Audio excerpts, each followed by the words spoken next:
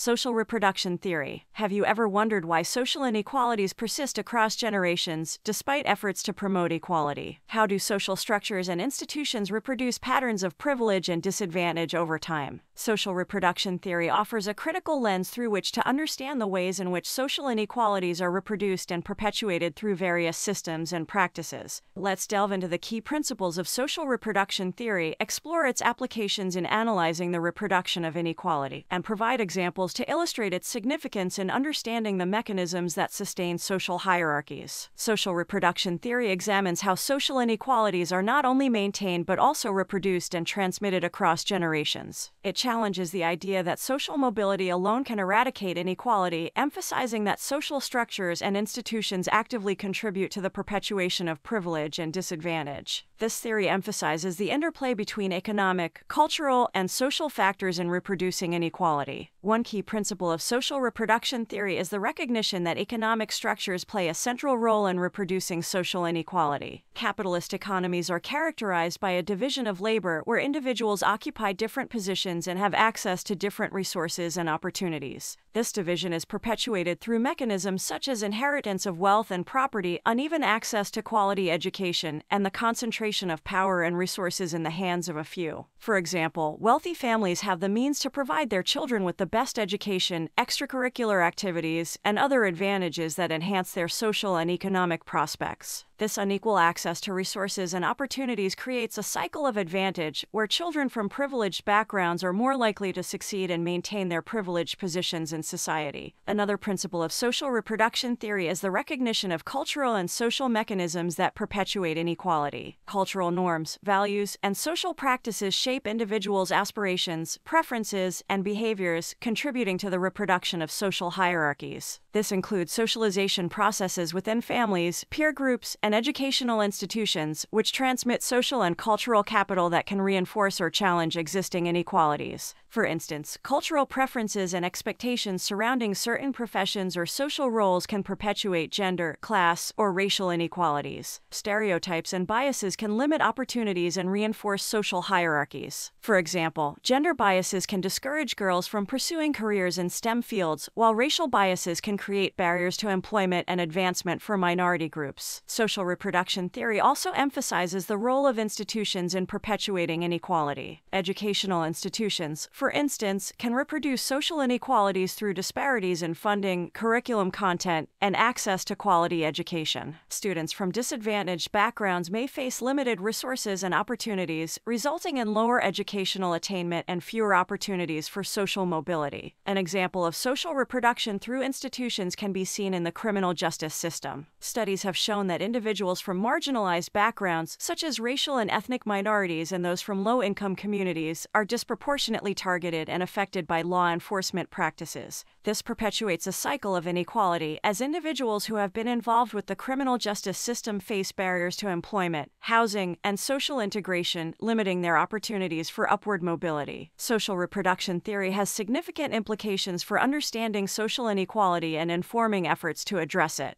By recognizing the ways in which economic structures, cultural practices, and institutions contribute to the reproduction of inequality, interventions can be developed to disrupt these mechanisms and promote social justice. For instance, policies aimed at reducing educational disparities, such as increased funding for under-resourced schools, access to quality early childhood education, and affirmative action in college admissions, can help break the cycle of social reproduction by providing equal opportunities for all students. In conclusion, social reproduction theory offers a critical perspective on how social inequalities are not only maintained but also reproduced through economic, cultural, and institutional mechanisms. By understanding the interplay between these factors, we gain insights into the mechanisms that sustain social hierarchies and perpetuate inequality across generations. By addressing these mechanisms through policy interventions and systemic changes, we can strive for a more equitable society that disrupts the cycle of social reproduction and promotes equal opportunities for all individuals.